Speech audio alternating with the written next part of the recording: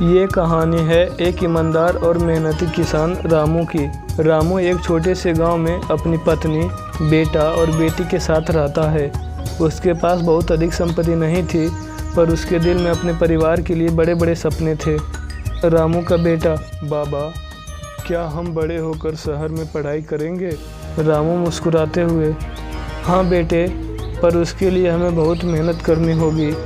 अगर मेरी फसल अच्छी हुई तो तुम्हें सबसे अच्छे स्कूल में भेजूंगा। रामू और गांव के अन्य किसान पानी की कमी पर बात कर रहे हैं। रामू का दोस्त: इस साल फसल का क्या होगा? रामू सोच में: ये तो चिंता की बात है, हमें कुछ इंतजाम करना होगा। कुएं की सफाई और तालाबों की खुदाई से हमें पानी मिल सकता है। रामू की पत्नी: रामू, अगर इस बार फसल अच्छी हो जाए तो हम अपनी बिटिया का ब्याह कर सकते हैं। उसके लिए थोड़ी बचत करनी होगी। सभी को खुश देखना ही मेरे लिए सबसे बड़ी खुशी है। मेहनत करेंगे और सब कुछ ठीक हो जाएगा। रामू ने शहर जाकर नए तकनीकों के बारे में सीखा और उसे अपने खेतों में लागू किया। रामू का दोस्त: रामू भाई, ये कौन सी नई तकनीक है? इतनी कम पानी में खेती कैसे होगी? रामू उत्साहित होकर: इस तकनीक को ड्रिप इरिगेशन कहते हैं। इसमें पानी की बहुत कम खपत होती है और फसल भी अच्छी होती है। मैंने सोचा हमें भी इसे अपनाना चाहिए। रामू की लगन देखकर गांव के लोग भी प्रभावित होते हैं और धीरे धीरे सभी उसके साथ जुड़ने लगते हैं। अचानक से तेज बारिश और बाढ़ आ जाती है। रामू की फसल बर्बाद हो जाती है, लेकिन किस्मत ने रामू का साथ नहीं दिया। बाढ़ की वजह से उसकी सारी फसल तबाह हो गई। उसकी मेहनत और सपने सब बह गए। रामू निराश होकर: हे भगवान, इतनी मेहनत के बाद भी ये क्या हो गया? अब हमारे परिवार का क्या होगा?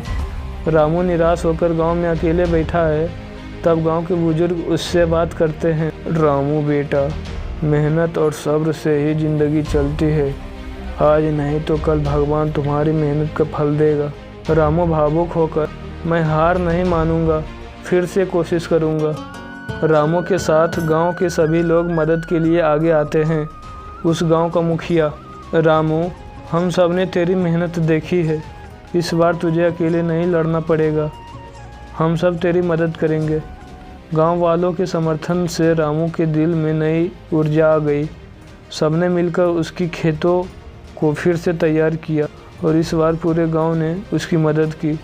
रामू और गांव वाले मिलकर फसल के लिए जुटते हैं, दिन रात मेहनत करते हैं। रामू ने एक बार फिर से अपने खेतों को संवारना शुरू किया।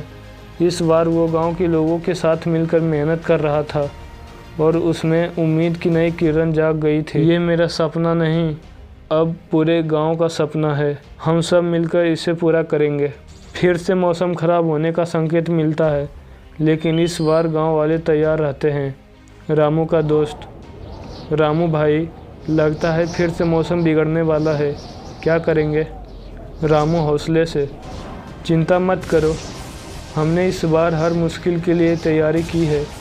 कोई भी हमारे मेहनत पर पानी नहीं फेर सकता। इस बार रामू की मेहनत ने रंग दिखाया। फसल बेहतरीन हुई और गांव में सब खुशी मना रहे थे। रामू के परिवार के सपने अब सच होने के करीब थे। रामू भावुक होकर: मेहनत और एकता का यही फल होता है। जब सब मिलकर मेहनत करते हैं तो सफलता ज़रूर मिलती है। रामू अपने बच्चों को स्कूल भेजने की तैयारी करता है।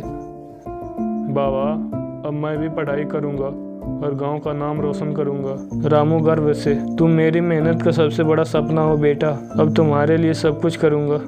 मुखिया गांव वालों को संबोधित करते हैं: रामू की मेहनत हमें सिखाती है कि मेहनत, एकता और धैर्य से हर मुश्किल को पार किया जा सकता है। ये गांव अब हमेशा मिलकर हर चुनौती का सामना करेगा। रामू की मेहनत की कहानी अब गांव वालों के लिए एक मिसाल बन गई। उसकी संघर्ष यात्रा ने सबको प्रेरित किया कि कभी हार ना माने।